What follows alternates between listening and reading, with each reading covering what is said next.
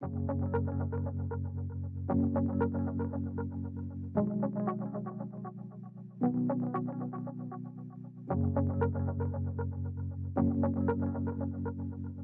first thing we'll be going over is reporting in. Cadet Lieutenant Colonel Sawicki, front and center! Cadet Captain Lee, Cadet Lieutenant Colonel Sawicki, reports as ordered.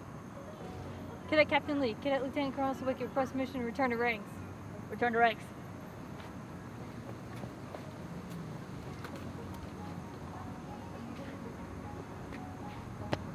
I will now be explaining how to fall on the flight.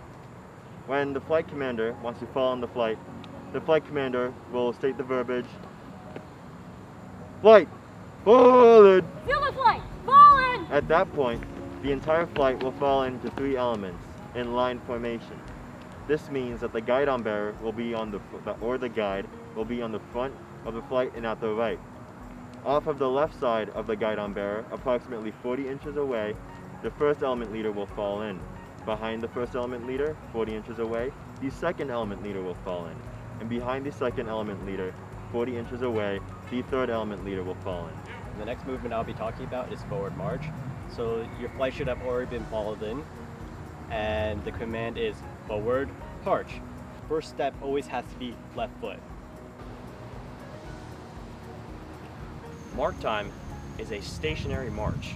When a flight is marching, at any time the commander can call mark time, march. At that point, all members of the flight will begin marching in place. While in mark time, cadence may be continued to be called to ensure that all members of the flight are on step with each other. Mark time is used as an auto cover, meaning that when the flight commander places the flight at mark time, the flight may march in place, but may also move around to reposition themselves to ensure proper DCID is maintained. Next we're going to talk about column left. So for this, the idea of it is to turn the entire flight left while marching while maintaining the same orientation. You call this while you are in a column formation, and it can be while you're marching or it can be while you're halted. So to start, the flight commander will call column left. So they will say column left, march. When they say this, they're going to start it on their left foot. They're going to say column left, and on one step, pause, march. And then from there, your next step, you're going to take a step with your right foot. Then what you're going to do is first element leader is going to make a 90-degree turn to the left, and they're going to start half stepping. Subsequently, at the same time, second element leader is going to take that step with the right, turn at a 45-degree angle, take 2 steps, and then turn at a 45-degree angle again. And then they will be in line with the first element, and they'll be half stepping as well. The third element leader is going to do the same thing, but they're going to turn at the 45-degree angle and take 4 steps, and then they'll be in line with the other 2 elements, and they'll go to half step. From there, the flight commander has to call forward march for you to start stepping at normal intervals again. You're half stepping until then. That goes the same way for column right. It's the exact same thing, except the element leaders do the opposite thing. So for this one, third element leader will turn to the right and half step at a 90-degree angle.